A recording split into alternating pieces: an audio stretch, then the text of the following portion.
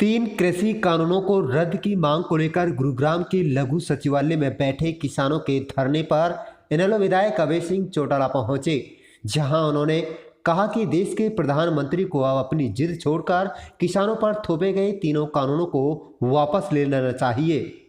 पिछले 41 दिन से चल रहे किसान आंदोलन को लेकर इनेलो नेता अभय सिंह चौटाला ने कहा कि भाजपा सरकार आंदोलन को कमजोर करने की साजिश रच रही है, लेकिन बॉर्डर पर लगातार किसानों की संख्या बढ़ती जा रही है।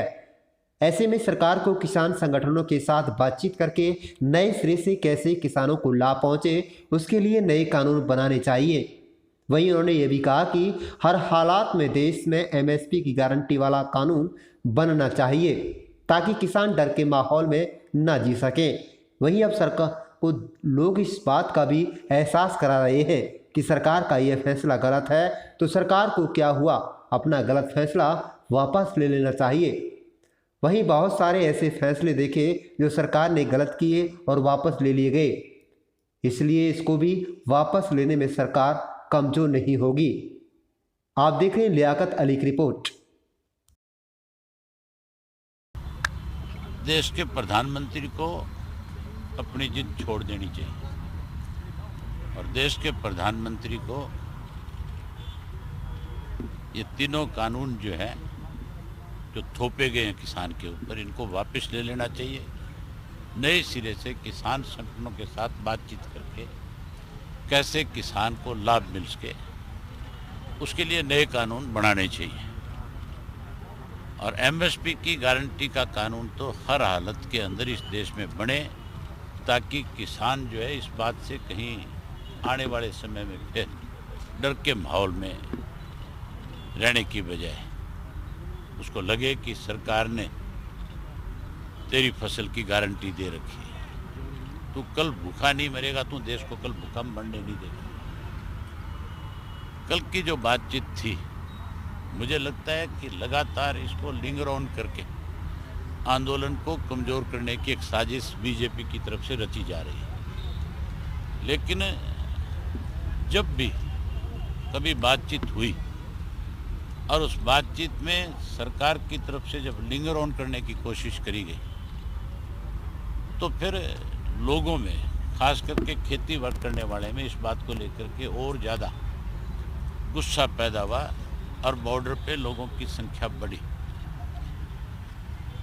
8 तारीख से पहले भी आप देखना, ये संख्या हर बॉर्डर के ऊपर कई हजार लोग और आएंगे। तो मैं तो आपके माध्यम से फिर ये बात कहना चाहता हूँ कि किसी ने कहा नहीं था जाकर के कि कोई इस तरह के कानून हमारे लिए आप लेकर के आओ। अब भी सरकार को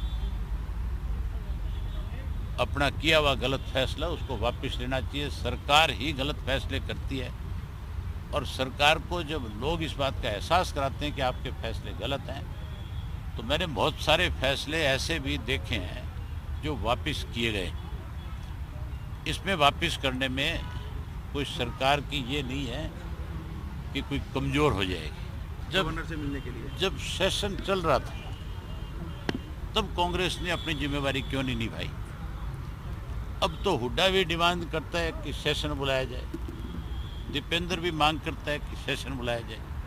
वो कहता है गवर्नर हमें मिलने का समय नहीं दे रहा। तुम गवर्नर के दरवाजे पे जाओ, क्या कहना चाहते हो वो जाकर के उसके सेक्रेटरी को देकर के आओ।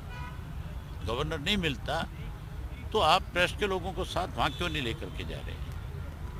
केवल अखबार में आप क्यों स्टेटमेंट देते हो? कांग्रेस पार्टी इस ड्राफ्ट को बनाने वाली है और तैयार करने वाली है। ये 2012 में लोकसभा में टेबल हुआ था, उसकी बहुत सारी ऑडियो वीडियो क्लिप जो है आज भी चल रही है। भाजपा और कांग्रेस दोनों ने मिलकर के इस देश के किसान को कैसे बर्बाद किया जाए, इसके लिए साजिश रचने वाली कांग्रेस है और उस साजिश को लागू करने वाली बीजेपी है। रोहतक में आए 8 तारीख को कोई 12 बजे के करीब, आप समय में अपनी आंखों से देखोगे, उसमें सब लोग राजनीति से ऊपर उठकर, जो खेती से जुड़ा हुआ है, जो गांव का है, जो किसान है, जो इस देश का अन्नदाता है, उसकी संख्या हजारों में होगी। हजारों ट्रैक्टर ट्रालियां जो है वो मेरे साथ चल कर के आएंगे। हम केवल समर्थन नहीं, हम वहाँ धरना लगा करके बैठेंगे। तब तक हमने एक रोटेशन बनाई है कि जिस गांव से 15 बच्चे आएंगे, नौजवान बच्चे या बड़े बुजुर्ग आएंगे, वो एक हफ्ता वहीं रहेंगे। एक हफ्ते के बाद वो लोग गांव चले जाएंगे और गांव से 15 लोग नए आ जाएंगे। हमने गांव में अगर मान लो किसी में 10 वार्ड है तो 3 वार्ड के 5-5 लोगों की 15 लोगों की ड्यूटियां लगाई है कि आप 15 लोग पहले दिन जाओगे, एक हफ्ता आप वहीं पे रहोगे। फिर 15 लोग गांव से अपने साधनों से, गाड़ियों से बैठ करके वहाँ पहुँचेंगे।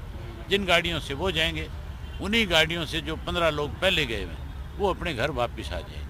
फिर अगले जो 3 वार्ड होंगे उसके लोग इस तरह से आएंगे। मतलब 3 हफ्ते 4 हफ्ते के बाद जो पहले दफ़ा गए उन लोगों को दोबारा अगर आना पड़ा तो 4 हफ्ते के बाद उनको उसके लिए आना होगा। तब तक वो अपना काम देखेंगे घर का।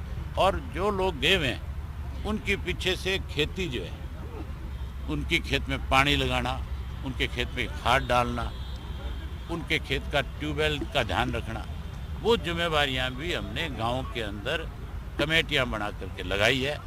और लोगों ने हमारी इन बातों का स्वागत किया और फैसला लिया है कि हम इन सब चीज़ों को पीछे से ध्यान रखें। मैं स्वयं लगातार गांव में जाऊंगा, लोगों से मिलूंगा और लोगों को इस बात के लिए और ज़्यादा तैयार करूंगा कि आप बड़ी संख्या में जाओ और एहसास कराओ केंद्र की सरकार को कि सरकार आपकी बात को माने।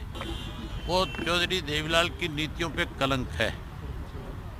वो हमारे परिवार के गद्दार हैं, प्रदेश के लोगों के गद्दार हैं। चौटाला साहब ने बहुत पहले ये बात कही थी, आज उसकी वीडियो वायरल हो रही है। लोग कह रहे हैं कि हमें नहीं उस वक्त एहसास था कि चौटाला साहब ने इनको गद्दार क्यों कहा, लेकिन अब असली चेहरा सामने आया। जो लोग आज विदेशों में घूम रहे हैं, तो जिस दिन लोगों के बीच में जाएंगे लोग उनका मैम निकाल देंगे। आप मुझे एक चीज़ हुड्डा साहब से पूछ के बताओ, मुझे मिला तो मैं ज़रूर पूछूंगा कि कांग्रेस के 100 से ज़्यादा सांसद हैं राज्यसभा और लोकसभा के।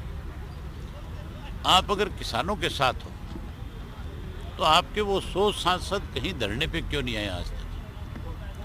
वो 100 सांसद जो है कहीं धरने पे अलग से बैठे क्यों नहीं?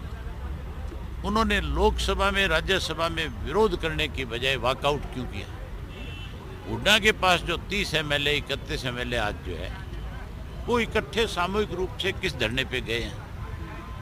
उन्होंने कहाँ 31 लोगों ने चंडीगढ़ में बैठ करके सेक्रेटेरिएट के सामने धरना दिया या उन्होंने कहीं और दूसरी जगह पे सामूहिक रूप से धरना दिया? हुड्डा साहब ने तो एक बात और कही थी कि पीपली में जब लाठीचार्ज हुआ था उन्होंने कहा कि इनके मुकदमे वापस नहीं हुए किसानों के ऊपर जो बनाएगा, तो मैं पीपली में सारे MLAs को, कांग्रेस को लेके धरने पे बैठ जाऊंगा। वो खुद इस बात का जवाब दे दे कि पीपली वाले धरने के लिए जो आपने कहा था उस बात को आपने आगे क्यों नहीं बढ़ाया? एक जिम्मेवार व्यक्ति अगर कोई बात कहता है, अगर वो उस बात को पूरा नहीं करता तो इसका मतलब वो केवल अखबार की सुर्खियों तक रहना चाहता है, वो तुम्हारा साथी नहीं है। वो कहीं ना कहीं अपनी इमेज बनाने के लिए इस तरह की स्टेटमेंट देता है। केंद्र की सरकार ने SYL की नहर का निर्माण करना, ये सुप्रीम कोर्ट का आदेश है और बीजेपी की केंद्र में सरकार है। क्या वो अपनी सरकार के खिलाफ उपवास रख रहे हैं? क्या वो केंद्र की सरकार को जगाने के लिए एक दिन के धरने दे रहे थे, उपवास कर रहे थे? ये उपवास नहीं, ये तो बकवास थी। ठीक है, लोगों के समझ में आ गई, लोगों ने उनका बैम निकाल दिया, तभी दोबारा उन्होंने